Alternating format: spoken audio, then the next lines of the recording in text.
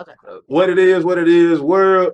We just had another crazy episode of the Waynemart Experience, man. The ladies to my right, my dirty, Morgan and Roe. We had a hell of an interview. Ladies, talk to the people. Make sure y'all check it out. Y'all might hear something y'all ain't never heard before. This is the first time you see the both of us behind the camera, in front of the camera. So make sure you tune in. For sure. Indeed, man. The Waynemart Experience, man. Make sure y'all like, share, and subscribe, man. Yo, man. What it is, world. We back again. This is the Waynemart Experience. I am your host, the one, the only, almighty PK Wayne Phillips. And the ladies I got to the right of me, one of them is one of my favorite people, and she has one of her favorite people with her here on the pod, man. Mover and shaker STL, party promoter, event planner, philanthropist, all-around charitable person, part-time used car salesman. I just sold a house too. Hey, I was just about to say that too. Real estate developer. She do it all. They do it all, man. The one, the only, Morgan Casey and Ro. What's going on with y'all? What up? Nothing much. Hey, first things first, let me start out by saying I start with gratitude with everybody. You could have been anywhere in the world. You were here with me. So I truly appreciate this. And I'm actually glad because you got Ro here. As much as I've been known you and been around you and see Ro, she be a mystery for real. Yeah, she. You know what I'm saying? Always wear shades. It's not just the shades. It's also the fact, I'm gonna be real. I thought she was your security when I first seen her. Good. I thought she was your security at first. And then I seen her out there doing the Tamina slide or whatever that was. So it was like, oh, okay. I'm a step connoisseur. Yeah, they partners for real, man. But we gonna kick the pod off like I kick them all off, man. I got both of you ladies here. Y'all from the city. What part of the city are you from? Okay, because I can't just shout out Florissant, but yes, you but can. that's not where I was. When I was born on Lee and Shreve, North Side. Okay. But I was there until I was 3. And then, Florissant. He was in Florissant for the rest of the time. Yeah. Bro, what about you? I'm from the North Side, the curve. Okay. That's what. No, I don't. I never heard nobody say that. Block Park. I do know what Block Park is, though, but I never heard nobody call it the curve. But you moved out to the county, too, right? Well, my mama, but I was raised there. Okay. I don't rep. You a county brownie, too. I was raised on the North Side. Where you're raised at is technically where you're from, but as I asked that question, a lot of people, I learned that everybody is a little bit from everywhere. I'm from the North Side, but I lived on the South Side. I lived in North County, obviously. So, but most of my life was on the North Side. So there's that. So, Morgan, Ro, I got this question for you, right? I've known you for a minute. I've only been aware of you since Morgan's been doing this. Mm-hmm. We go back to Mr. Weiss class advisement at McClure North, right? Yeah. I'm going to just start off top with it. What made you start doing, what motivated you to start, doing what it is you're currently doing? I would say, so I grew up in the industry. My mom, growing up, my mom was a singer, actress, touring the country, overseas, all of that. So that's why I moved to the county to live with my grandparents while my mom was on tour. Okay. And so being able to be behind the scenes my entire life of watching my mom, it was just something I guess that was just in me. I don't know what made me want to do my first event, but it was 2013 speed dating event that I did in my dad's bar at the time, and it sold out, and it's been up since then. Okay. I only ask that because, I usually know about the people that I'm talking to, but I don't really have a all the way back from high school relationship it's crazy, to people though? I know. I don't know if you knew this, but I was throwing events in high school. Didn't know that at all. Shouldn't have been. But I was throwing pole parties at Ameristar. What's a pole party? A stripper pole, and we would put it up in Ameristar and stuff. Yeah, I knew. You do the bubbleheads too? Yeah, I was doing bubblehead tours. I was a scammer. I started being a scammer since the age like now that I think about it, yeah. Cemetery tours. I was doing that. Pretending to see shit as I'm driving my car through the cemetery with the people. Y'all were paying for the shit. Like, yeah. I was clearly oblivious because I know I worked at St. Louis Happy Hour all of high school when they first opened. Yes, That's actually crazy. I didn't yeah. know that. I worked at St. Louis when they first opened. When they first opened, Mo Snook and Ted, salute to them at St. Louis Happy Hour. My partner Ty Jenkins, he was working there. His That's daddy, my ex boyfriend. Don't just say his name and I say that's my ex. I didn't know that. Well, I, Exclusive. I wasn't aware of that, but I knew y'all talked, but I didn't know he was your boyfriend. Whatever. We gonna keep pushing. Anywho, Ty, his pops got him the job up there because he knew the niggas that owned it. But when his grades got bad, his pops made him quit. Todd is like, that's my partner. We was on the bus one day, and that nigga told me, like, yeah, man, my daddy made me quit. I got off the bus and walked straight up there. Like, hey, I heard y'all got an opening up here. Damn.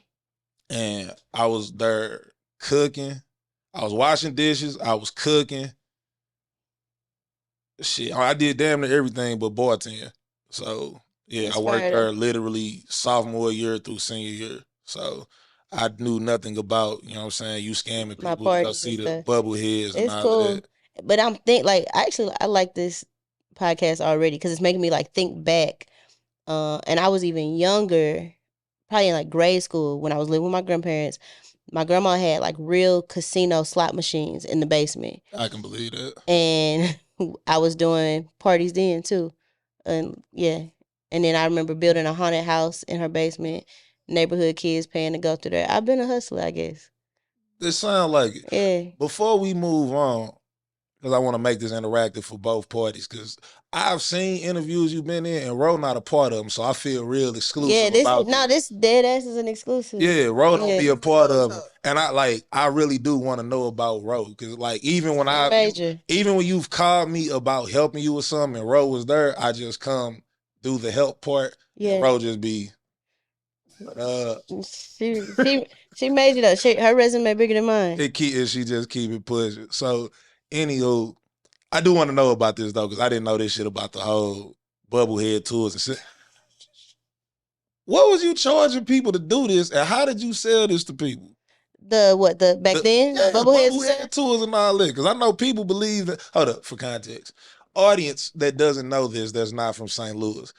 Correct me on anything I'm wrong about. The Bubbleheads is a story that was told when we was kids. I was from the north side and I heard this, that they was this group of this hillbilly family who got experimented on, who heads was hella big and lumpy and all that stayed out there behind Jamestown Mall. Yep. And it was a road that you drive down that has no lights on it, no nothing. And it's like if you drive, and people were saying people went out there at nighttime and was getting kidnapped and killed and all this other stuff. And people was literally afraid to drive down this road. Did I mess any of that up? No, that's legit. All right, cool. I tell that story because that was one of the few stories I bought into. I didn't believe nobody was back there for real, but I wasn't finna drive down that motherfucking road either. So I think I believed it too, but definitely never went. Yeah, I never went down that road. I'll send this to you, but that's one of the recordings of the tour. Oh yeah, I got to see that. Yeah. I rode past the road because I remember I had my mama truck one day. It was me and my brothers and like my sister. And he was like, man, shit, y'all trying to go see the Bubblehead? They was like, make a bet. Man, we hopped in the truck. We got to the road, to the top of that motherfucker. It had to be like 8, 9:30. Something like that. Dark as hell. Man, I turned and you could just see the lights down it. And even it was so dark. I'm like, y'all trying to go? What's up? Man, it got quiet as hell in that car. Boy, I bucked that UE so fast. Yeah. So, my bad. I'm going down. No, you good. That's how it was. I mean, that's what I was doing. But you was how much did people charge for that? Like she was saying stuff and what? Yeah, so it's about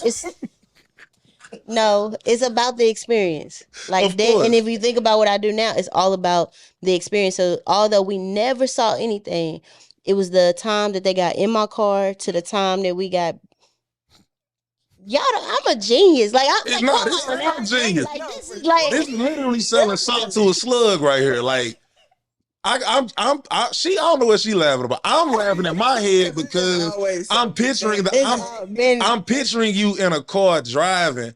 And you just randomly jumping and shit because you trying to sell this you see shit. That's part of the experience. If I'm a paid actress, then I'm a paid actress. Like, it just know they had a good time. I had some people that returned. I remember shooting a movie. Did you know that? Shot a movie with Jonathan in a cemetery. No. Yeah, we kids, and I'm trying to shoot movies. I just done tried everything. Yeah, we gonna. And the only thing that work is the rooftop at Live by Lowe's. No. Anywho, man, moving on. So you went from scamming to bubblehead tours, movies and cemeteries. I'm trying to think. The first event of yours that I went to was the Rise open mic. Gotcha. I had just got back to St. Louis from the military in 2013, and I'm nostalgic like this. Anybody I went to school with, I don't care, elementary, middle, high school, don't matter. I love seeing my old classmates doing well, you know what I'm saying, especially in a city like St. Louis. So I got back and I ain't had nothing to do one night, and I was just like, what's there to do? I'll forget who told me, but they was like, shit, Morgan be throwing an event. It was called the Boom Boom Room when you was there, but it was used to be called Lola's. And I was like, all right, bet, I'm gonna go up there. And that was the first event I got into. How did you go from that? Like, where did you get your idea? Where do you get your ideas? That's what I'm basically asking. Where do you get your ideas for the events that you decide to throw? That particular event was something me and my mom started doing together. Salute to Mama Casey, by the way. Yeah. And I'm not sure if she came up with it or if I did, but that was just a cool moment to be able to see how much talent was in St. Louis. Right. And it bring everybody together, from comedians to poets to singers, everybody on one stage.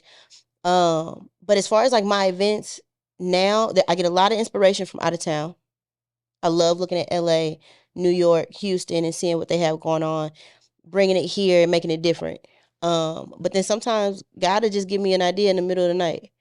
Like, it'll be something super random, or I'll just be on the couch chilling and just randomly blurt something out. Most times a friend is over at my house, whether it's Ro or Stacy or someone like that, and I'll call Vanessa and be like, hey, what you think of this?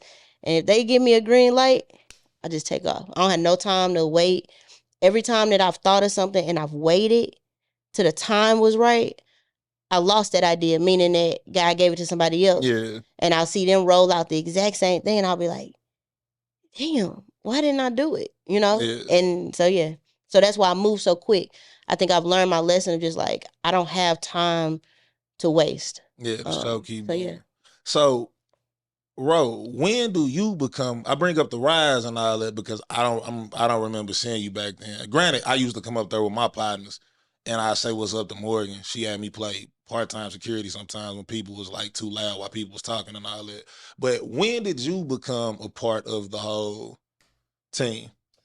So at first, I used to be a sheriff, and I did security for Adult Easter egg hunt. the Easter egg hunt. You want me to go back? Oh, yeah, you good. They can hear you just in case the audio. It'd be better. Yeah. For the adult Easter egg hunt. Right. Then I ended up meeting an artist, ended up being her security, and then she got signed to Republic. We went and moved to Atlanta, did some stuff, and then we would bring Morgan on sometime to do content and just she as my friend just to enjoy the life. Like shit, we was going to Rolling Louds, Alaska, we a little bit of everywhere. So she had me at Kate Beckinsale house. Yeah. Who? It was major. It was major stuff going on. Sitting and eating dinner with Demi Moore. I be following the. I follow. Yeah, we was moving like that. Yeah. Then that ship sailed. I came back, and she ain't let me give up. She poured into me. And we just hit the ground running. At first I came back and it was like a manager role. It still is. It definitely is. When I asked her for this, she was so like, "Hey, send this to her." Yeah, I'm like, I'ma forget. And then it just shit every day. It just was like, well, what we doing today, or how can we? And then one day, shit, we prayed to God about something, and it just took off. And now we here with you, Wayne. Oh, shit, I appreciate it. Thank you. Nah, for real, it's been a good run so far. I wouldn't change nothing. It's only up. Definitely. I want to just piggyback off of something she just said. I want to make sure that the people here in January, like, so we have been doing all this stuff, doing cool stuff, successful things, whatever. But when you're producing your own events and things like that, if you experience a couple of L's, they can wipe you out. Yeah. It was January 2026, and we literally was sitting in the parking lot of Waterway over there by the Galleria. Yeah. And it prayed to God, and I think that was when we took the last little bulk of money that I had just sitting, and I was trying to decide if I was going to invest it in a certain tool that needed for these events and things like that. Yeah. We decided to do that, and we literally prayed to God together. And when she say it's been up, it's been nothing but that. Yeah, it's been up ever since. Yeah. Hey, that's definitely what's up. But Ro, well, just get back to you for a second. You mentioned a person. I'm not one for mess, so don't answer this question if you don't want to. No eggs. Huh? No eggs. Okay, say less. I'll let it stay where it is. I was gonna inquire about this artist, but we're gonna let that be. Let it ride. We're gonna let it ride. Let it say ride. less. We're gonna let that be where it's at. Okay. That being said, Morgan said your connections are deeper than hers. So what exactly is your background in this, whole world of this? I think it's industry. Like I said, the artist was signed to Republic, so I've been in different rooms. I've been at BET, I've been at Paramount, I've been at VH1. So I think it's just I wouldn't even say more. I don't know. It's just different, I guess. So how did you get your start into that world? Being a good person. No, I started as her security, and it just being down, being there, being a team player, and just learn. I've never been a manager of a rapper, so I feel like I can do anything I put my mind to. So I just learned as I went. I think it's one of those things where you have people that go to school for things that are in the train for it and all of that.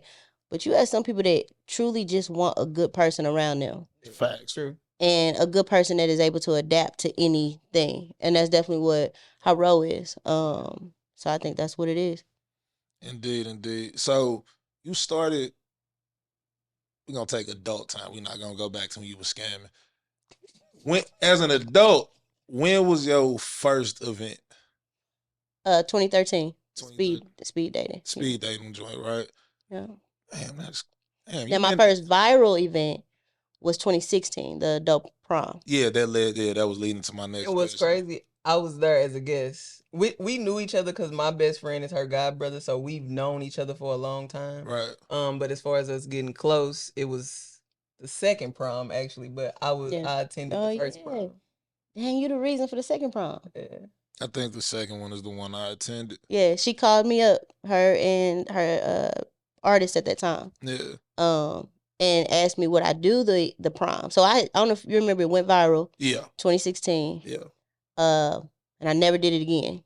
And I had sworn that I wasn't gonna do one again. Yeah, I remember the backlash. The backlash. And all that shit. Yeah. We'll get into that later, but yeah, I remember. Or you want to hit it now? It's up to you. It's y'all interview. We can hit it talk now. About whatever. That was my first event. That was when I learned that sometimes something blowing up without the correct PR.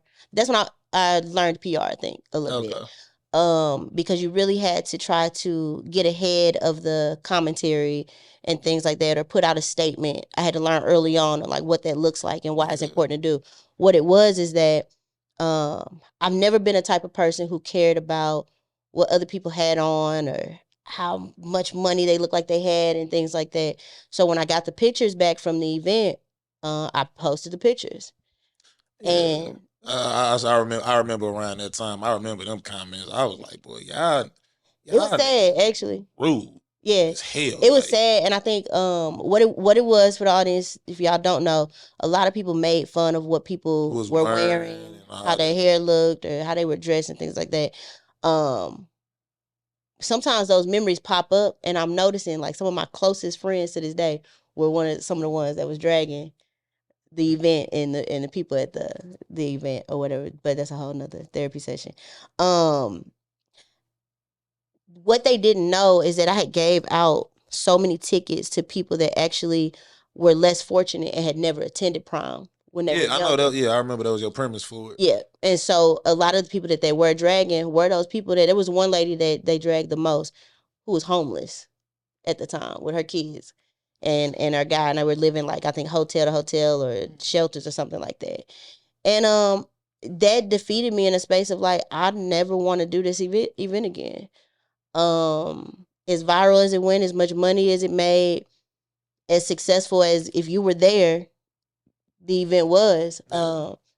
It just wasn't worth it to me. But when she called me in 2020? No, that was a pandemic. So it was before that. It was definitely before the pandemic. It was like 18 or 19. 2018 or 19. And asked would I do it. For whatever reason I said yes. And that one was amazing. Yeah. yeah, I felt like a celebrity that night. As you should. That's when we really clicked. Like, Yeah, Yeah. that was the beginning of something great. But I think that's probably I don't know. But I think that might have even been where you were able to see why I do what I do and how I do it, what I do. If I truly believe in someone else, or if I truly admire someone, then I go above and beyond. Yeah, definitely. That event was not something that I was gonna profit off of for real. Like those types of events, the expenses are so high. If you don't have sponsorship for it, you're not gonna make money. That's just how it is. But if it was a chance to like shine the light on somebody else, and at the time that artist didn't go to, she didn't have a prom or something like that. Yeah. So in my mind, I'm like, okay, yeah, let's just do it. Um, and now that I think about like even some of our clients, we're still doing the same thing of just truly making things happen, not because of the reward we get, but just because we want people to win. Everybody, we want everybody to win. So, as a team, as a collective, speed dating joint was your first one. Your first major viral one that got you on the map was the adult prom. Mm-hmm. In your 13, we in 26, you 13 years in the game. Yeah. Man, what is your overall most successful event? If you want to break it down even further, pre-row and post-row.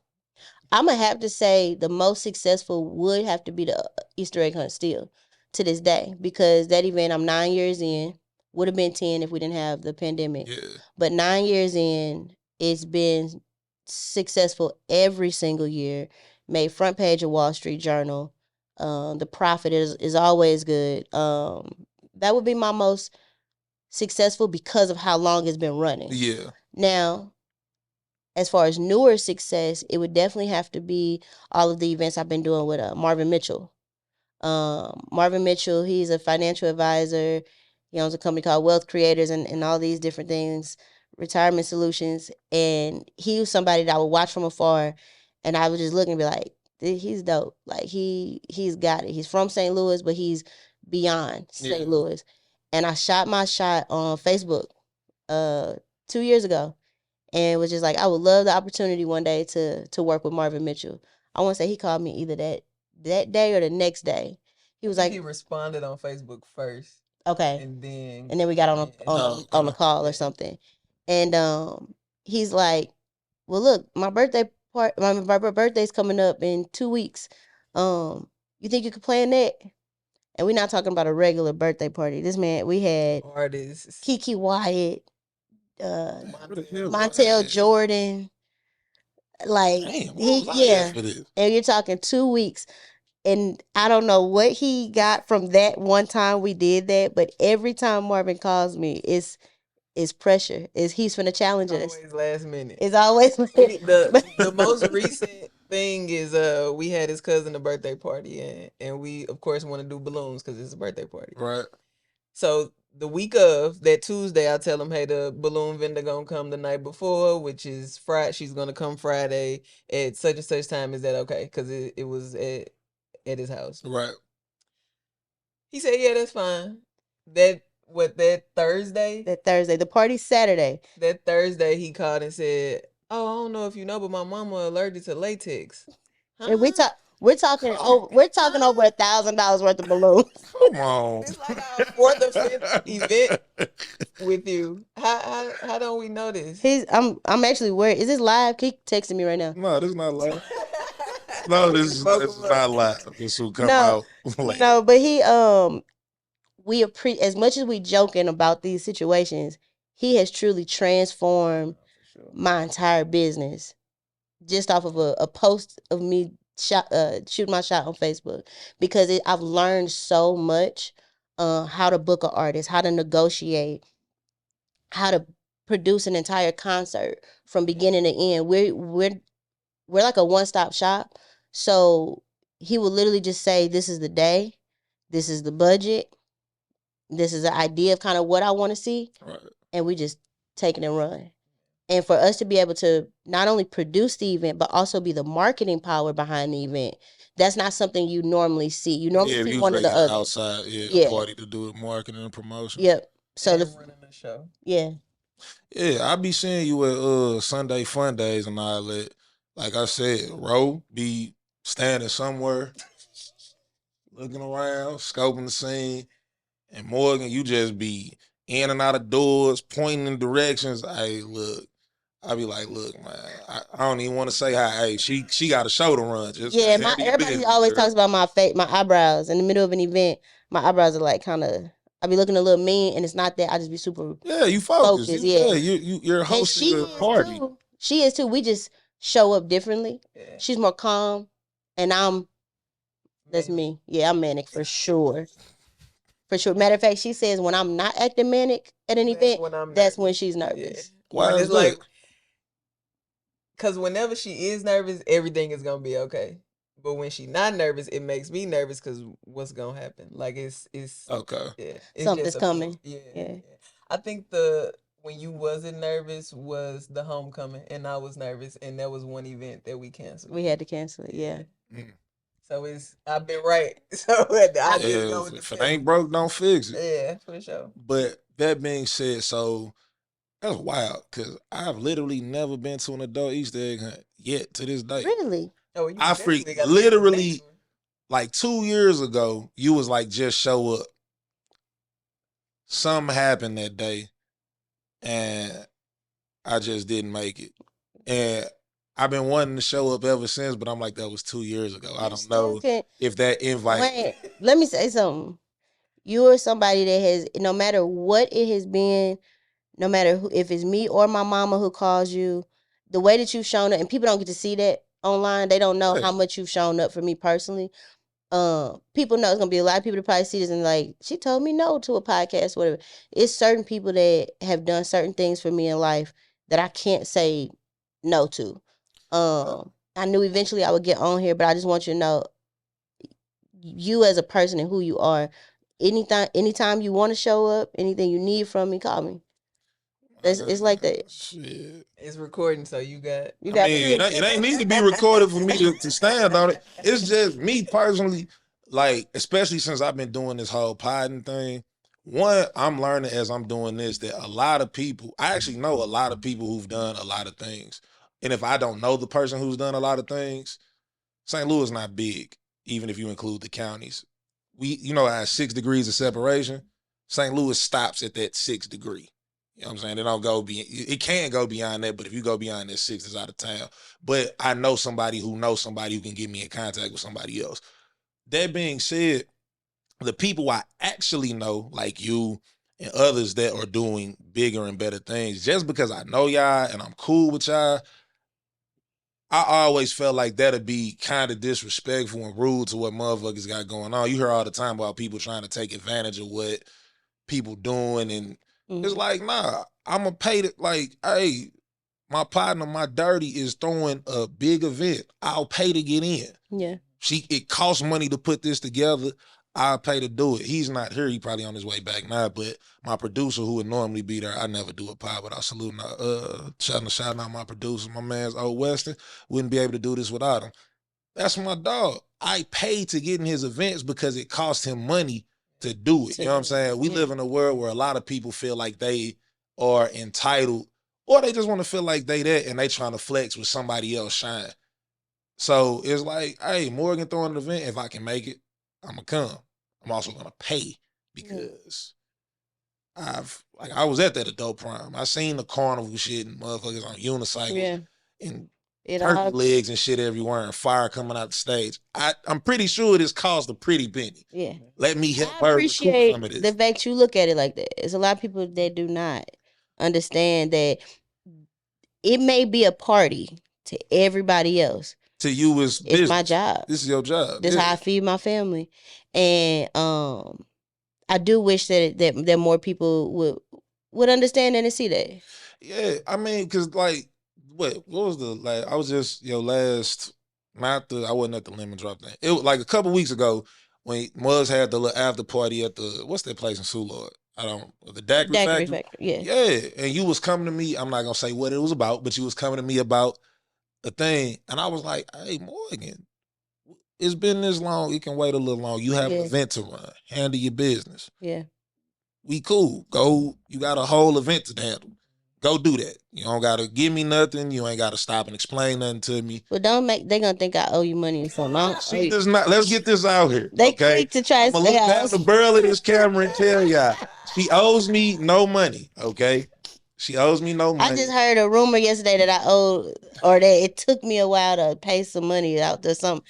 It was made up. It was so made up.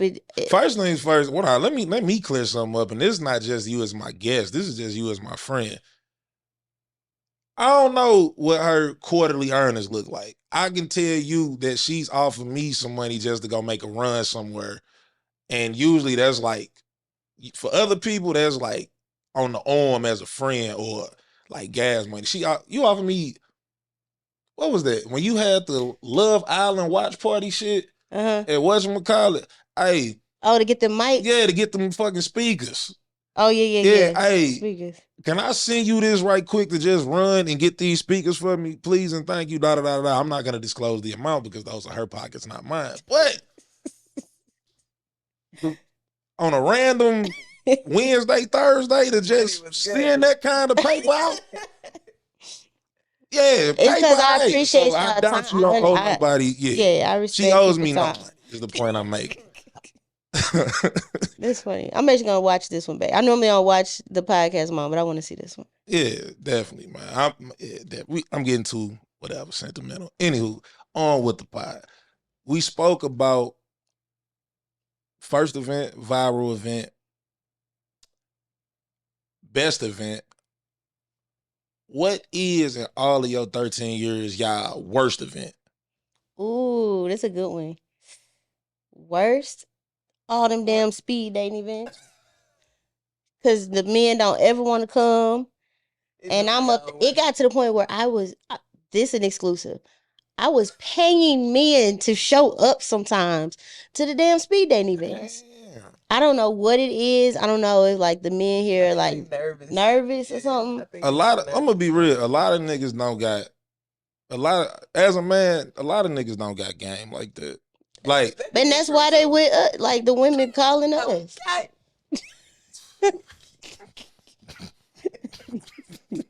We ain't gotta talk about it, but just shit. All right, man. I'm gonna keep it skunky with you. Knowing that you've been somebody who's been on Tamron Hall and other more. I'm a professional. I'm not finna downplay myself, but I ain't as big as them. I'm gonna be real. I ain't think you would be this loose and candid for this pod. I'm thoroughly enjoying this. This is why I do like these types of podcasts. I can be myself. I was on Tamron Hall faking. faking. No, like, ooh. Okay, I need a documentary for real. Why? Yeah. I'm gonna be real. As many events as you throw, especially now that you going national, I'm surprised. I mean, budget wise, whatever. I'm surprised you don't literally have like a designated like behind the scenes like camera person? So shout out to C Dot. C-Dot Visual, salute to Shout my out boy. to C Dot. Like when I say I could call him anytime, and if he is in St. Louis, he's showing up every time. He don't ask me no questions because he knows sometimes the budget here and sometimes we can't find it. But when I say that man shows me so much love, but he has enough footage of me to where definitely we actually were in the middle of a documentary for last year's 314 day. Right. Of showing what it was like from the day the morning we woke up and it was saying it was gonna be a tornado that day. Yeah. And having to rewire that entire event around a tornado to make sure that everybody was safe to the next day. And so what I did talk to him about recently is that if we do that adult carnival, I don't know if you saw the post. I saw that. If we do that event, I'm going to want him to film from beginning to end of the process because so much happens behind the scenes that people need to see. They really need to see, not just because of me, but knowing that, okay, if this is what's happening to Morgan, imagine the other things that have happened to all these other amazing curators in the city. Yeah. You never know. Y'all get to show up and enjoy, the finished product, but the behind the scenes, there's blood, sweat, tears, and more. Right. Let's stay on that because you've thrown events like, I won't say I paid close attention, but I paid close enough attention that I you've brought something to St. Louis that a lot of I don't know if you remember me telling you this one day. You was talking about like cleaning out your phone and your laptop and all that. And you was like, who would come do it with me so I don't procrastinate? And I was like, I'll do it. And you know what I'm saying? I came down there. What's the name of your people coffee shop again? Latte Lounge. Yeah, the Latte Lounge. Came there, whatever. And I don't know if you remember me telling you this, but I was like, you asked me a question about your events, and I'm like, man, you was like, man, I tried so many different things, and I don't know if they gonna work or not. And I'm like, Morgan, you realize that you gave people a chance to feel like a socialite in St. Louis? St. Louis is not a glamorous city. I love my city. I love where I'm from. This is a blue collar city. It's not a glamorous place. We got bullshit weather. We get summer for 2.5 months. We get winter for 9. But no matter what's going on outside, short of a state of emergency, you've come with things that make people like, you've literally thrown a hip hop orchestra, which is crazy because shortly after that, I'm not saying he took it from you or nothing, but Jeezy came here like a year or two later and did the Jeezy orchestra thing for hip hop. Yeah, he was doing. I think he was doing it beforehand. I got the idea from Metro Boomin doing it in Atlanta, and I'm like, I loved. I kept watching it, and I was like, let me do something similar. Yeah, you did a hip hop orchestra. That's some shit mothers will go out of town to go do. Yeah. You had an art gallery. Man, no disrespect to the people of this city. Motherfuckers ain't got paper like that for art or even the culture or the creativity to truly appreciate art. You know, like people be in movies like, oh my God, this just makes me feel. No, people don't have it, but you took a chance on it to bring it to the people. Damn near every Sunday, while it's warm enough outside, we get to. Do you know how legendary this is? I don't think like a lot of people don't stop and smell the roses. You know what I'm saying? And both of y'all should do this. You know what I'm saying?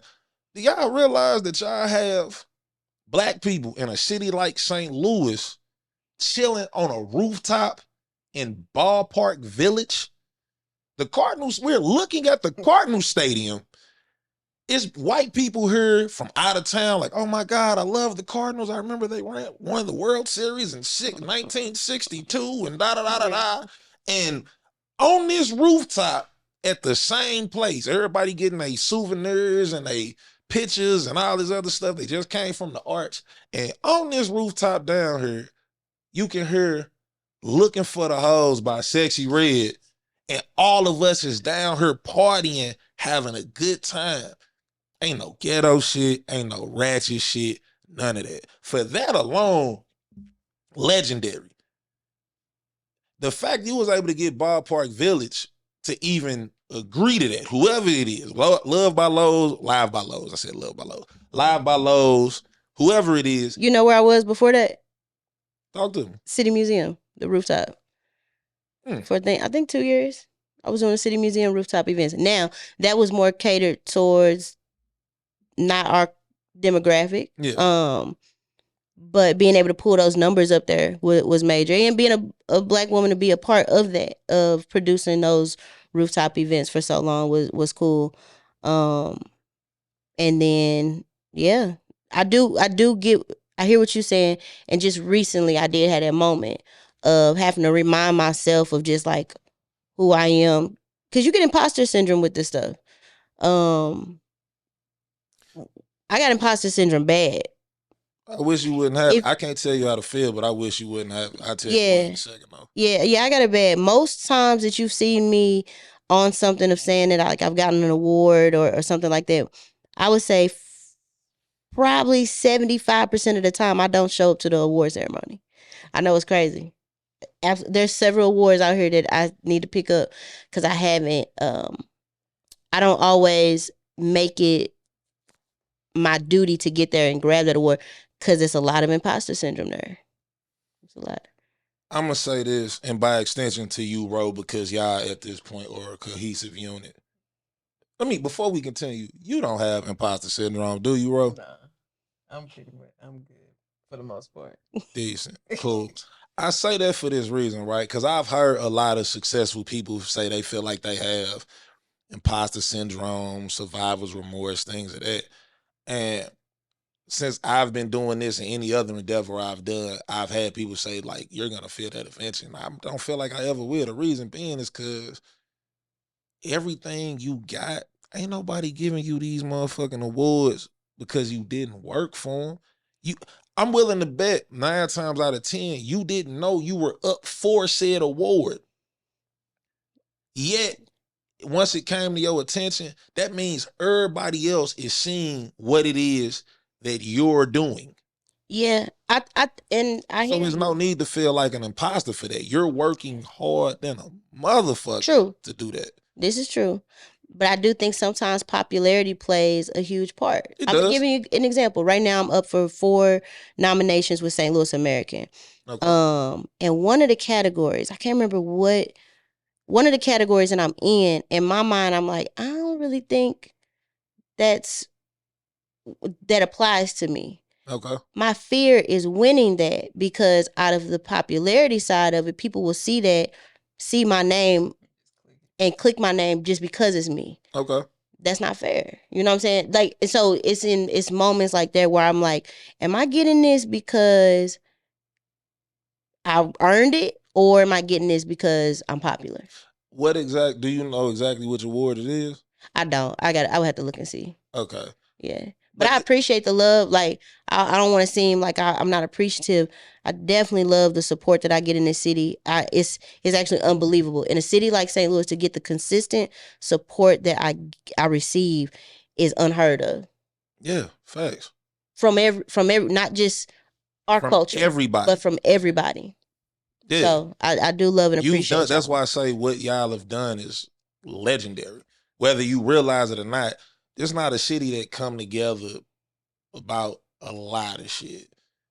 But I know I've had mothers who be like, I'm gonna be real. As somebody who know you, I try not to tell people. I don't act like I don't know you. That's bullshit. Yeah. But I be like, I just say, hey, I'm going to Sunday Fun Day. I'm not finna say, hey, I'm finna go to my homegirl event that's Sunday Fun Day. Because if they put 2 and 2 together and see that it's you, you know, this St. Louis. Mother's gonna feel like, oh, can you? No, yeah. I can't. My family deal with it all the time. No, I can't. I pay to get in.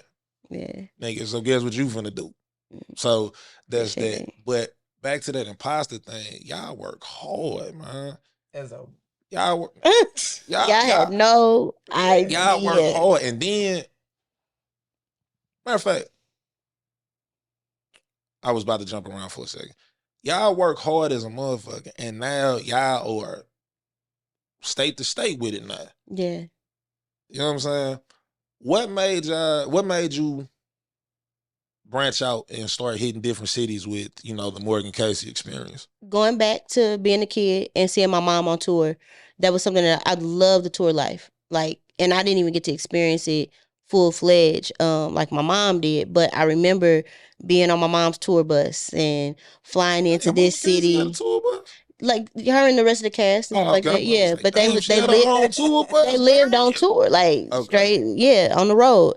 And so I fell in love with that early on. And so I always knew I wanted to eventually be in other cities, but never really had the courage to do it. When I decided like, hey, I'm gonna do this, becoming a popular thing now where event producers are taking their events in other cities. The thing is I didn't try no, I actually tried to jump out there 2 years ago and randomly do an event in Houston. I sold, I think, 14 tickets. And I was like, oh, yeah, I got to cancel this. Yeah. I wasn't running ads. I'm thinking, I can just post on Morgan Casey page and Houston people going to be like, I'm coming out. Didn't work like that. So I had to, I stopped. So what I did was I reached out to a couple of those people who have tours that are already traveling, but they weren't coming to St. Louis. Yeah.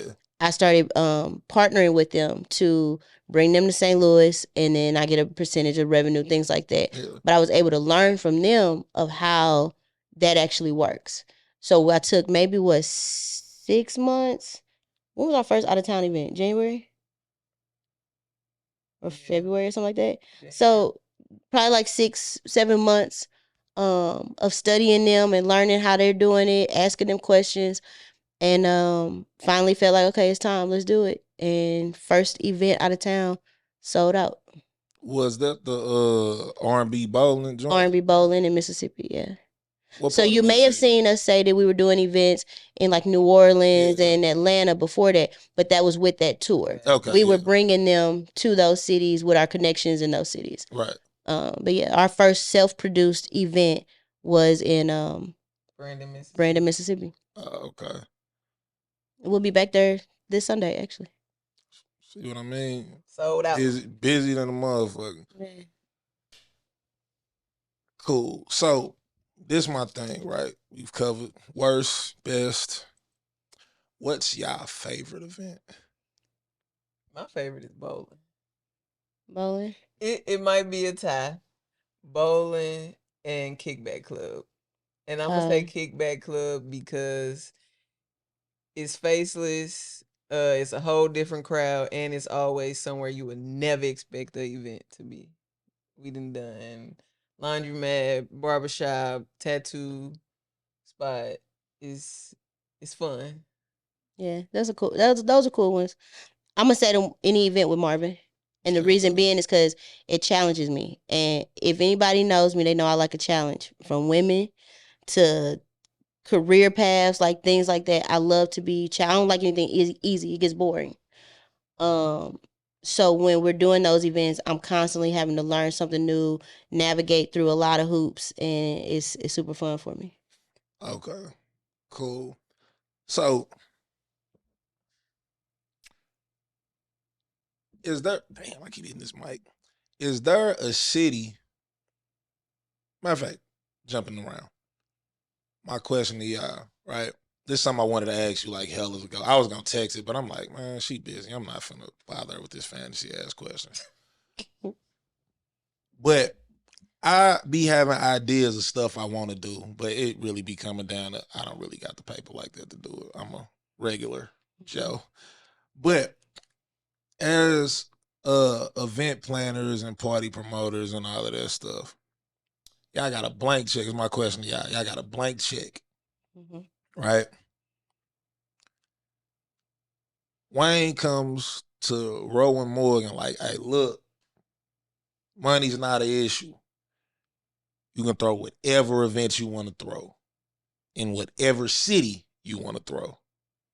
What would that event be? If you ask me that today, I would say the Adult Carnival. I haven't seen it done yet. It's extremely unique. Based off of the numbers online, it would be successful. So I don't know if you ever noticed, I test events out before I actually put them out there by making a post and asking people what they think. Would they be interested? Yeah. Yeah. So the very first adult prom, that was my marketing tactic. I made a fake flyer on I think I forgot what, it wasn't Canva at the time. It was some other kind of app that you would use, or website you use to make flyers. Right. And I made a fake flyer and I said, if I had an adult prom, would you come? I think that was the first time I hit 1 million views on something. And so since then, I used that tactic with a lot of different things. And so most recently was the adult carnival, and I sent Marvin the numbers over, and I was like, hey, it's been 2 days and it's over 100,000 views on Facebook. This a winner. So yeah, it would be that. But it takes a lot of money to produce something like that. Yeah. So yeah. Nah, that's going into trade secrets. I'm not gonna ask you. Ask me. If I can't answer it, I will tell you. Nah, I was gonna ask what exactly does the adult carnival look like to you, but A carnival with no kids. Of course, I'm gonna add some extra sauce to it. I won't say that, but honestly, a carnival that you would go to, Flow Valley or whatever, but no kids. and you throwing that her? Mhm. Yeah, I can't. I'll pay to get in, but I can't wait till it happens. Ask y'all this. You've been on this 13-year run with these events. What is your ultimate goal for like the Morgan Casey experience? I know you say you just, I get the idea, I get enough courage to do it, you pull the trigger on it. Sometimes it works, sometimes it don't. Mm-hmm. What's the ultimate goal of like the Morgan Casey experience? So think of Live Nation. Okay. But instead of just concerts, picture more so events like I do. Yeah. So what I mean by that is me producing events under Date Ideas and Things to Do and Morgan Casey Experience, but also buying into other people's events and producing those, traveling, across the world with these different events and things like that. So if you ask me what blueprint, who do I watch, who do I study, it's Live Nation.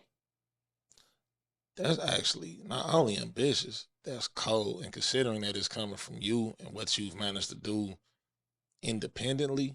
It's gonna happen. Yeah, like I have absolutely, positively no doubt that you could pull that off. I'm gonna be honest with you, I'm not aiming to be as big as they are, but I want that same structure and foundation that they have. Sometimes when I say it, I think people truly in their head picture me being this national name and this and the other. That's not necessarily my goal. It's just it's the blueprint for sure. Definitely. I'm gonna say this right because it's a pod, and I'm not a real clickbaity guy, but I'm gonna just say this because it's we're friends on Facebook.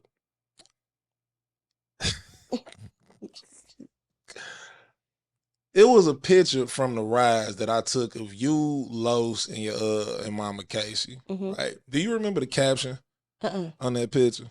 No. I don't have my phone. It's in the other room. I'm not finna walk out to go get it. But what was the caption? The caption on this picture was, "I would have risked it all for this version." Oh, I did see that. Did that come back around? I feel like he recently. It popped up in my memories when she was doing the Rise open mic. I just came out one night to kick it, and then I just saw my partners Reggie, Stefan, Vince, and Cam. They all did comedy, right? So I used to bring my camera to just get pictures of them on stage and record them on stage. And Morgan, after like 2 or 3 events, Morgan came to me and was like, "Hey, would you mind taking pictures?" She actually got up on stage herself. She didn't want to curse because her mama was there. Don't bring that up. I'm not going to tell the story about it, but she was like, can you take pictures? Because I'm finna get on stage. I'm like, yeah, whatever. Bet. That was the first time oh God, why you bring that up? Look, the freestyle. I remember the whole. Oh no, it was no shit. I'm not gonna go into it. I'm not. Woo! But I remember it, and she was like, "Can you take my picture while I'm going?" I was about to ask you to do that, and it was a mess.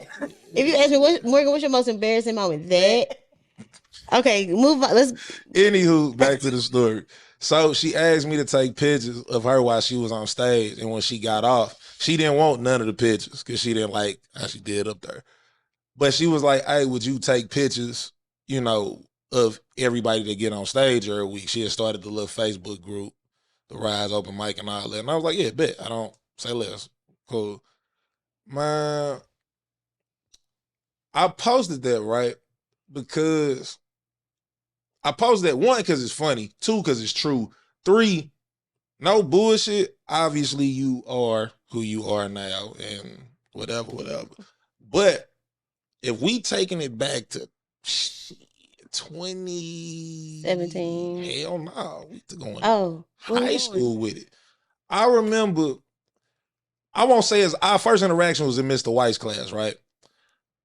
We didn't really have like an interaction like that. But I remember my first thought when I saw you, and I'm saying this because it's my pod, and you're my friend now, but got to get this out here, right? I remember, so I was going to Gateway at first, and then my mama got a promotion at her job, and she moved us to Florissant, right? Mm-hmm. I caught the bus to Gateway. I didn't want to go to McClure North at all. My mama said, fuck all that, you going. Cool. I remember first advisement, I walk in, and I'm like, I'm cracking. I've never heard this. This how vivid this memory is, right? I walk in, you had a white little something kind of like this, but a female version of this, some jeans on and like some white forces. And I was like, boy, I'm thinking, who the fuck? I'm screaming. I'm like, who? Why you never said nothing? I would have been probably straight now if you would have said something. Why you didn't say nothing?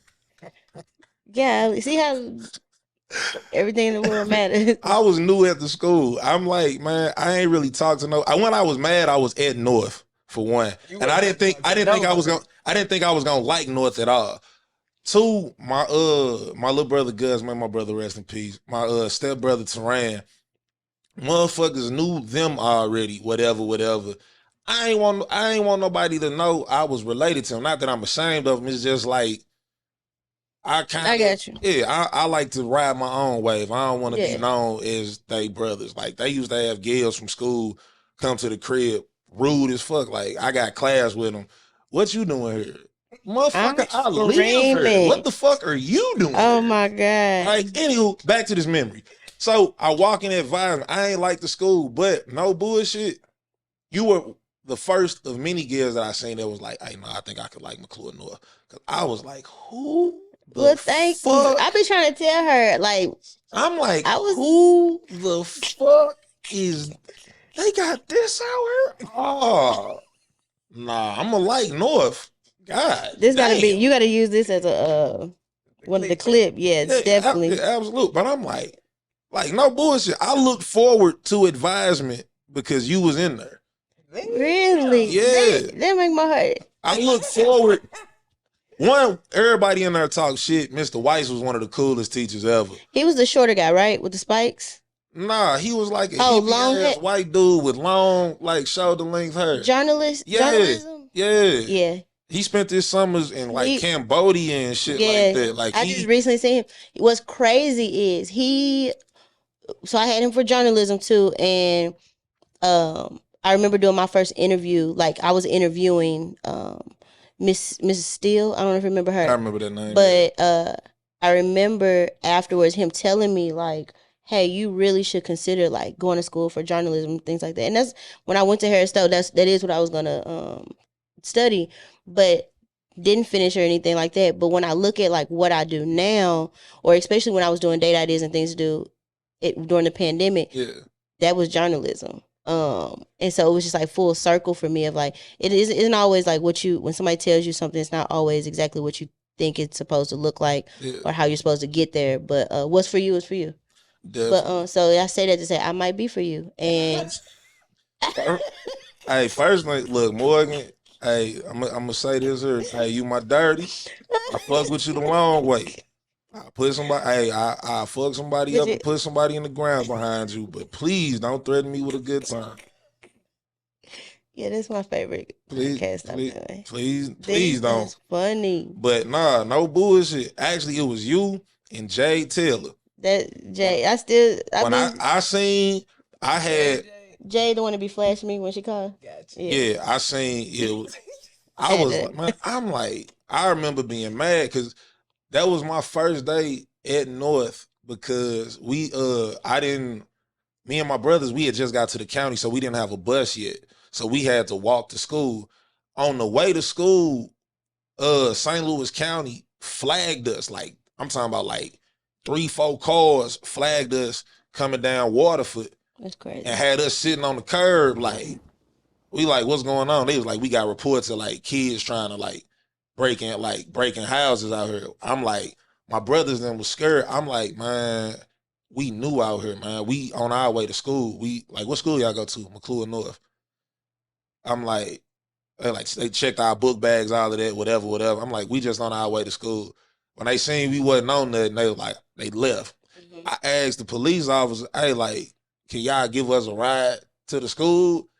Nah, we can't. So we still had to walk. I'm already don't want to go to the school. This dumbass shit happened. Exactly. I'm mad than a motherfucker. Mr. White shit used to be, what's the area that was by the snack bar? Whatever that little area is by the snack bar in the cafeterias where he used to hold his advisement at. And I walked in that motherfucker pissed. And I turned my head out. Same more. Oh, who the fuck is this? Who the fuck is this? I wish I had more pictures of high school. So yeah, that was a good time. That's one of the beauties of having your own podcast. You get to tell your stories to the people that what you call it. Well, I'm glad you shared that. That was that. Now my ego gonna be even bigger. It should be. You know what I'm saying? Take that story out of it. Like I said, man, like I've told you numerous times, whether I texted to you or told you in person, like, hey, you are the queen of this city. That's not being facetious. That's not saying that because you my partner. There is nobody doing events bigger than you at the moment. That's just the truth. Say it again. What'd you say? I ain't hear you. I'll do you one better. There is nobody in the city of St. Louis and the surrounding areas that is doing events bigger than Morgan and Rowe. It's not. Anybody bigger than you got a big ass machine behind them, a Live Nation or something to that effect. Yeah, we are independent, but I do want to point this out, and I don't mean to like make it seem all super humble or nothing, but the truth is, the reason why we go so hard and we stay humble, because they could change anytime. Facts. Definitely. God can as quick as God has blessed us and given us everything that we've been asking for, he'll take it away as soon as you get too comfortable or as soon as you forget he is the reason and things like that. And I want to make sure that like anytime I am on a podcast or on a platform, I got to give him glory. Like, and a lot of people just recently, the Gospel Day Party, we just had it this past Sunday. If you've been to that event, I don't touch the mic. You don't really see me out front at all because I respect the space. And I respect the fact that I don't feel that I'm in the position to lead that particular event. Right. I can produce it. I can book the venues and I can do that. But I'm not in the space to lead that. And I take God and I take everything around him very serious. And so it's important for us to like find those people in this city who can carry that. Like a Vanessa Townsend and a Scooter and DJ Team Will, DJ Bounce. Make sure that we have the right people in the position. But I just don't ever want to, as I continue like doing what I'm doing, when I do have the opportunity to speak or whatever, I want to make sure I always give God the glory. Like for real, for real. I'm gonna be real. That was very wholesome. I feel like we need a moment of silence after that. I'm not even being funny. A moment of silence is great. That was good. I didn't expect you to go that deep.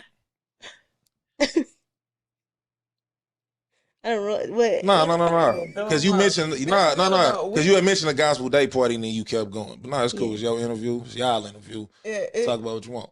It's real. We tap in and pray before every event, you know, and then it keep us going. It keep like it worked. You know, it's real. So we definitely tapped in and we just gotta stay humble. Those are things people don't see. Yeah. I mentioned the Queen of the City thing, not only because that actually is what you are, but the thing about being on top is that there are adversarial things that happen, right? Now, I'm not, like I said, I'm not a clickbait kind of guy. I just ask questions that I genuinely want to know. If you don't want to answer it, you don't have to. You don't have to say no names, none of that. But outside of the hard work you put in, St. Louis being the city it is, have you ever felt like at any like in any moment in your 13 years that it was Muggs who was pushing against what you was trying to do? You would think you would think I gave you notes or something to ask me. Absolutely. I know one Absolutely. of the public when you was trying to throw the joint at the water park and shit, and Yeah. yeah, they first let me stop. What was that water park? Uh, two. Collinsville, Aqua Park, and Raging Rivers. Y'all some hoes. I just want y'all to know that y'all some complete other bitch ass niggas for that. You know what I'm saying? Because I'm gonna be real, like that shit made me mad when I seen it. But that's on like one that I know of because you was like real public with it. Yeah. Are there any other ones out there that was? There was a venue in Town and Country. I cannot remember the name of it, but they were so disrespectful to me and my entire event that I refunded. We had the event, but I refunded every single guest because of the disrespect from that event, that venue. I cannot remember the name, but couldn't believe it. Imagine you have the entire space for your event. The thing is that when it was booked, I had the person who booked it could present, another ethnicity, or maybe wasn't. I don't know. I don't know what the situation was, but they weren't expecting people like me and yourself and Ro to show up. When we did for the event, they put reserve signs out on the tables of a space that we have the entire space, Yeah. and it was like they didn't want us to be comfortable. They didn't want us to sit. It was complete. We couldn't believe it. No one could. So I wish I knew the name of it. That shit is insane, man. Especially with your reputation. You've gone a decade plus with minimum bullshit happening at your events. And Muggs will still be like, nah, we don't want you or your crowd in our establishment.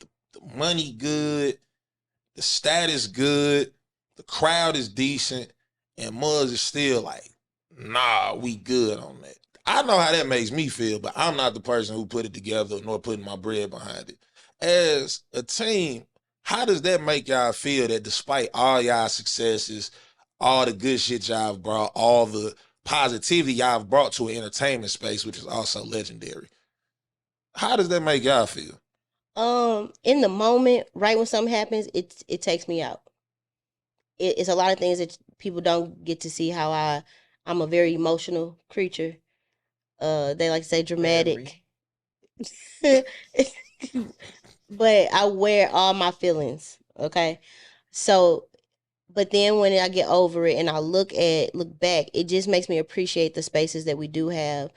One of the reasons I think that we're able to work with places like a city museum or Live by Lowe's or doing things with Chicago Bulls, things like that, is Yeah, that's the another the event that's held dedication that we cold. put into what we're doing.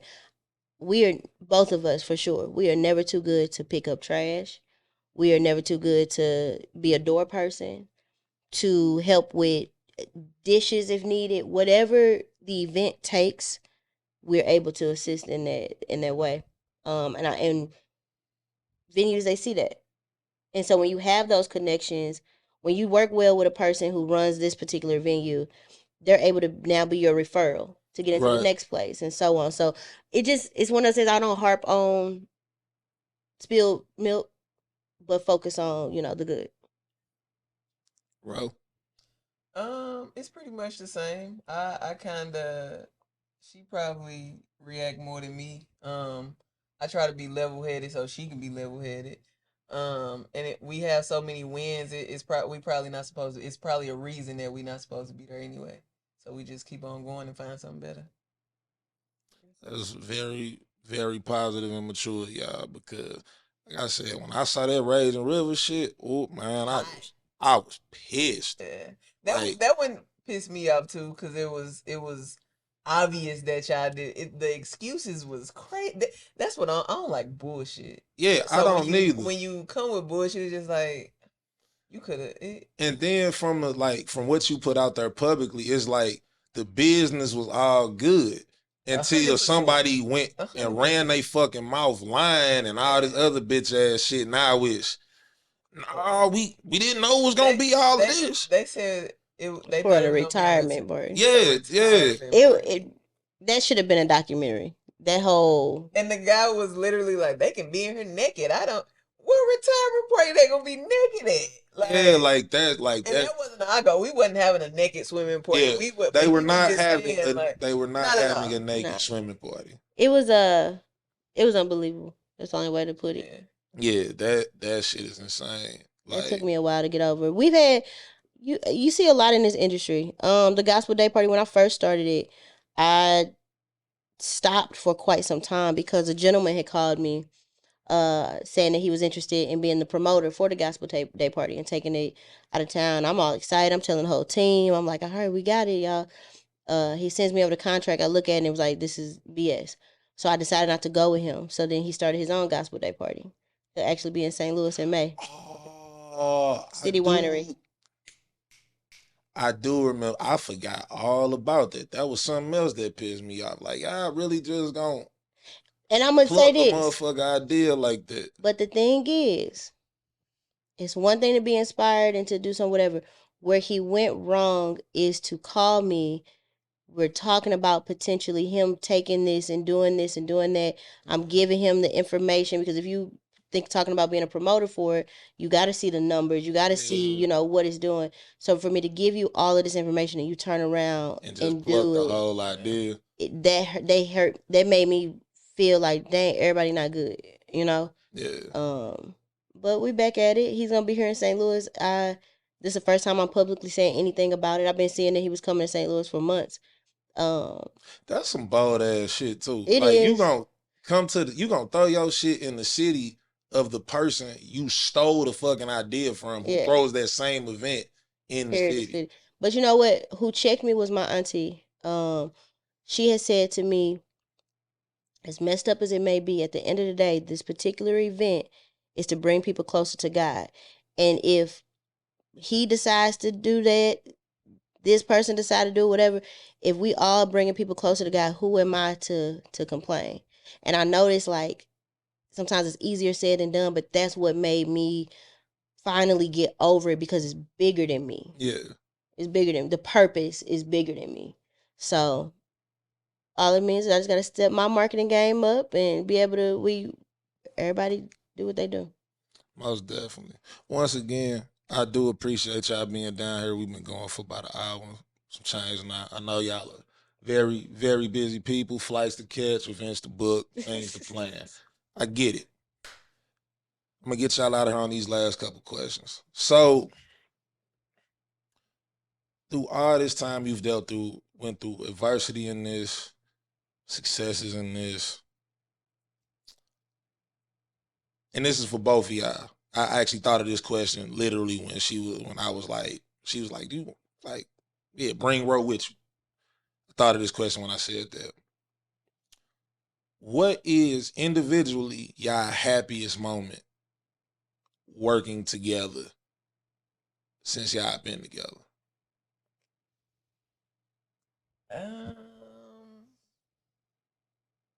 I think mine was the first R&B Block Party, and that was our first partnered event. The week of, we downsized the whole event because the tickets wouldn't sell. No, 2 weeks before we was downsizing. The week of, tickets started going crazy. So we sold it out, but then it ended up being like the hottest day of the fucking I summer. remember that. I was there. It was hot as fuck. It was hot as fuck. But it all worked out. But it was just I don't know. It was different. That was a good one. It's hard for me to say my favorite. I could say my favorite moment of every event that we do together is at the very end. at the very end when we able to like breathe, lock in with each other, and do our handshake that we got, because it's just a moment of like she said, we did it again. We did it again because That's it's a your happiest long, moment.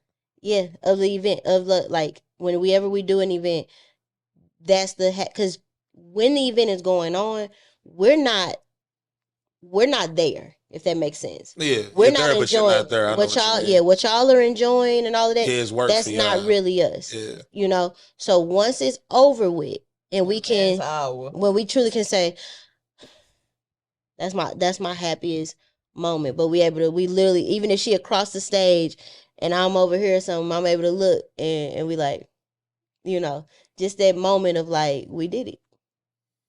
Definitely. My second question, I thought of this. Bro, I'm familiar with you more because of this pod, but before this moment, Morgan's bodyguard is, you popped up in my head. You don't have kids, do you? No. Okay. You have a son, Mm-hmm. right? What do you believe this is something that you can pass on to, you know what I'm saying, Mason. nephews, cousins, whatever? I've been trying to get like recently, start counting money, start coming with us, break down some stuff. Of course you can't stay there because it's a club most of the time, but like just help us some type of way, because he said he want to do it, so just tap in. Yeah, y'all have thrown Mason events before. Yeah, y'all have had events that he was over, right? Those are the ones where he's been involved a little bit with, he's at the event and we telling him set these games up, do this and do that. And you could tell he's confident in that. He's very confident in those moments where he's setting up stuff or going around and checking the people at the door of like, y'all need any water? And like, he does tap in those moments, but he has to be, I need it to happen more often. I want to start bringing him around. He's 13 now. And I remember being 13. And when you in the industry, 13 to somebody whose parents are teachers or something, Yeah. isn't the same 13 as somebody that's in the industry. Yeah. And so I'm okay with him coming and assisting with some other events that are adult events, as long as they're appropriate. Yeah. But like an R&B Block Party, I wouldn't be mad at him being there. Helping with certain things or whatever, even if he's designated to just the inside of somewhere and refilling stuff. But I want to get him more active in what I do, because that's how I feel. I fell in love with it by watching my mama. Well, first things first. In my phone, I got a list of people that I want to interview. Like, she's on that list. Like, it was you, then it was her. So I'm hoping I can complete the set. That's kind of how I think of interviews, like collectibles. Like, I got the set. But that being said, I asked you earlier what your biggest goal is. Whether you decide to do this for another 30 years or you hit it big and make a quick 100 M's and like, you know what? Y'all got it. Leaving it. Y'all got it. What do y'all want y'all lasting legacy to be as event planners, party promoters, event coordinators, things of that nature? I want to be known for the space I create. I think what's very unique with me is that I create a space where whether you're gay, straight, black, white, young, old, you feel safe. That's important. And that's legendary in St. Louis. Yeah. So that's one of the number one things. But then also just the fact that we are risk takers, innovators. I've never done regular events. That's never been my thing. I'm not someone that's going to want to do it every Friday. Not knocking them. They probably make more money than I do, to be honest. The people that are doing the club stuff and all of that.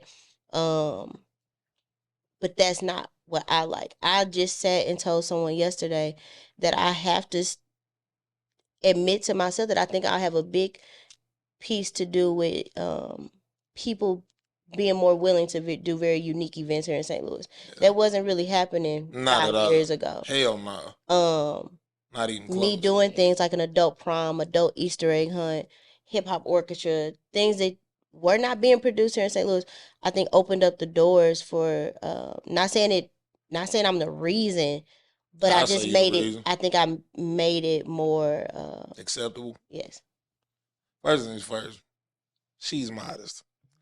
I'll say she's the reason that Muggs is like, and it's not a knock to them or nothing. You know what I'm saying? Because people get inspired by other things. But nobody was throwing events like the ones that y'all are throwing. Nobody. People, all the events you throw, people go to Atlanta and Houston and Dallas and Miami and Cali for these type of events, and you brought it to St. Louis. So nobody was throwing them type of events. Also, sidebar, I want to say this too while I got this going. I done lost some potentials. Because you said, y'all said earlier, that's why like the girls be calling y'all.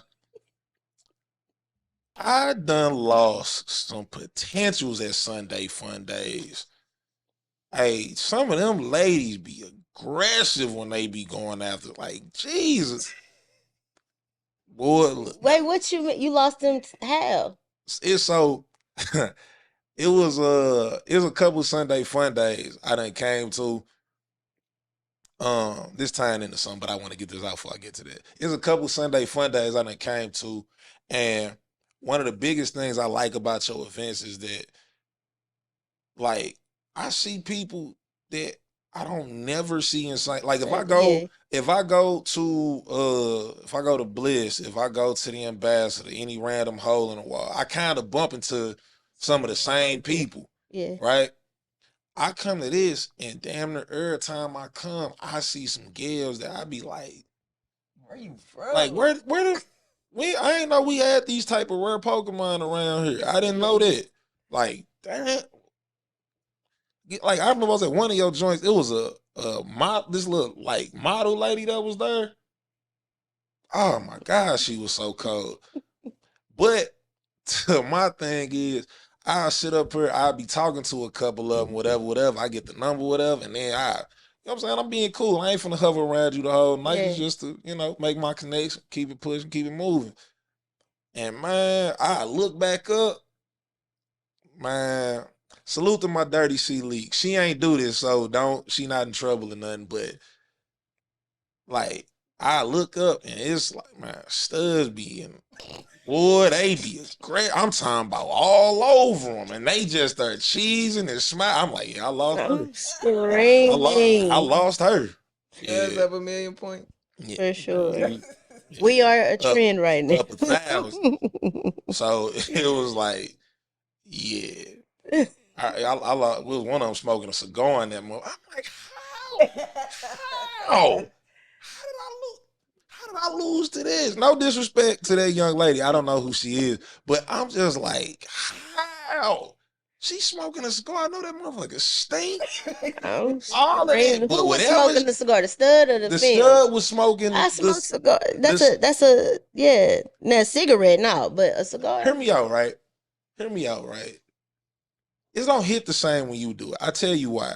It's your event. These are vendors at your shit. So it's kind of like, even if there's something you actually do in your personal time, it's like, hey, I'm showing solidarity with my event. It's kind of like this new trend that they got CEOs of companies actually eating the food that they make. Gotcha. It's like, yeah, you're a vendor here. So if you got that's crazy. Yeah, hookah. Yeah. I always ask them, I was like, can y'all put a hookah in my thing? Because if people see me doing it, then they the person who got the they want to feel important and all that, and they see you rocking with a hookah.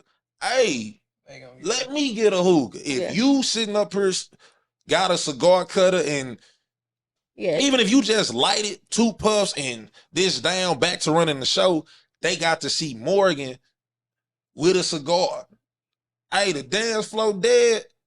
Hey, Tamina slide. And roll out there. Whatchamacallit? Not everybody. So it's like, hey, if y'all see the people who threw it having some type of fun, y'all gonna engage with it. Yeah. This situation, like, she just heard. I'm screaming. She just heard. And my personal logic is this. Obviously, y'all are women, but y'all sexual preference, y'all like women. And I'm like, as a man, y'all count as dudes because I can't, like, y'all cutting the ratio out. But that's Y'all just, gotta do better. Start asking us for advice. That's a bit like I have yet Stop for a hating man. and ask for. I'm I'm just not gonna hate on nobody. But I'm just saying, I done lost some potentials. Nah, but like I do think, yeah, and we'll tell you she likes this. Do that. I done lost some potential. It was, never mind, I'll be here all day telling that story. But, damn, where was I going with that? You were saying about like your events.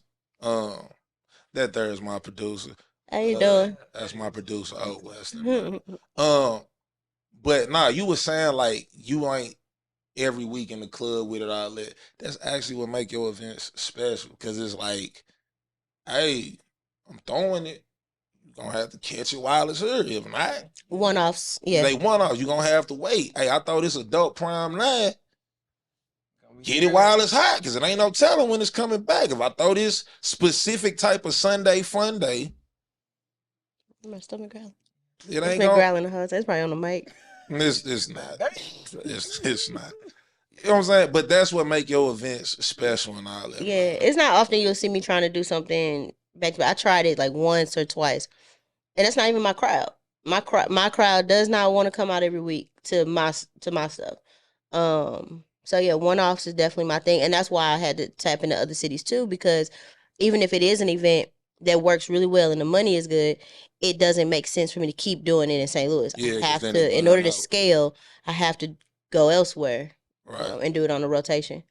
Definitely, man. Well, Morgan, Ro, I appreciate y'all. Thank you for Truly having and us. seriously, man. This here is I say all the time to anybody and just to myself. I've been wanting to do a pod for a minute. Morgan, I've been in. This is my 4th time attempting to do a podcast, and this is the one time I was consistent at it. 2 times it was under somebody else's banner, and the first time it was just life hit and it stopped. But of all of those iterations, you are somebody that I've wanted to talk to, get to. Well, I already know you, but kind of like see where you got these ideas and all that from, man. Keep grinding, keep shining. I'ma stand behind y'all, 10 toes, because what y'all doing in this city is legendary. Thank you. You know what I'm saying? My producer just walked in, like, he never been to one of your events before the 314 day at the Hawthorne. And even he was like, damn, she doing it like this? And this nigga be everywhere. Every hole in the wall, he be in City Hall, that nigga be everywhere. Nigga throw parties in church, all of that. And he was like, damn, she be jamming like this? I'm like, nigga, yes, she does, man. So that imposter syndrome thing we talked about earlier, any negativity you feel towards yourself, I can't tell you how to feel, but I tell you as a friend, feel it and try to get over it as fast as possible. Morgan Casey is the queen of events in this city. There is no ifs, ands, or maybes about that. When you at the top of Lowe's, whatever that hotel is, stop and smell your roses a little bit. Smell this fresh air. Take a deep breath. You know what I'm saying? And be like, hey, I did this. Yeah. In a city like St. Louis where mugs can't wait to shut them down and there's always fighting and motherfuckers getting shot and all this dumb ass shit, niggas know that when they pay for a ticket to a Morgan event, I'm going to have a good time. I'm going to be safe. I get to put that shit on. I get to see some new people, and I'm going to experience something that I've never experienced before, man. So. Thank you. I appreciate that, and I'm proud of you. I want you to keep doing what you're doing. And I was randomly thinking about something. Didn't you help me last year during the tornado? Didn't you come and help? Yes. At the Yes. Yeah. That's what actually made me like. That's when I found out Ro was a cool. I ain't say you wasn't cool, but it's like I just seen her. Strict. Yeah, I just seen her, but I'm like, oh, so this what she like with her shoulders now. You know what I'm saying? She ain't all like tensed up like. But now knowing that you used to be a sheriff, I kind of see where that's coming from now. But yeah, but Nah, yeah, I brought that up just to say again, I appreciate and I love everything that you have supported me with, and I love you. girl, I love you too, man. I ain't saying that to be funny. I'm heart attack serious, man. Like I said, man, I care about my city. I love my city. I get it. Is a crime infested dust ball that you can die in if you're not careful, but it's still home for me. And anything that sheds a positive light on the city, brings positive light to the city, I'm all for it. It's a cheesy line, but I try to be the change that I want to see in the world. And in this particular case, just the city. So, For sure. like I said, keep grinding, keep shining. Hey, Raising Rivers and Collin, wherever that other place is, Water Park, y'all some hoes. The dude at the city winery who stole my dirty gospel day party idea. First ballot Hall of Fame bitch ass nigga. For sure. And make sure whenever Morgan and Roe throw any event, no matter where is it, St. Louis, Mississippi, New Orleans, Atlanta, the moon, Mars, the sun. Make sure you come through and support. You're going to have a good time. You're going to have a good event. You're going to be safe. It's going to be women there. Nice ones with careers that make Good money. careers. They might be messy because, they women. But, They they're going to be there. You know what I'm saying? And it's going to be an all-around great experience because it's the Morgan Casey experience. And for the Waynemart experience, that's that. I can't thank these two ladies enough. Like I said, y'all could have been anywhere in the world. Y'all could have gave anybody this motherfucking interview. You gave it to me, and I'll always be appreciative. You got an exclusive. First time we on the mic and camera together. That being said, this is another episode of the Waynemart Experience. I am your host, the one, the only almighty PK Wayne Phillips. My man's behind the camera, my producer. Can't do it without shouting him out. The one, the only, Street Status O Weston. The ladies to my right, daters and doers, movers and shakers, the heads of the Morgan Casey Experience, Ro and Morgan Casey herself. Y'all be cool. How y'all be cool? And we out.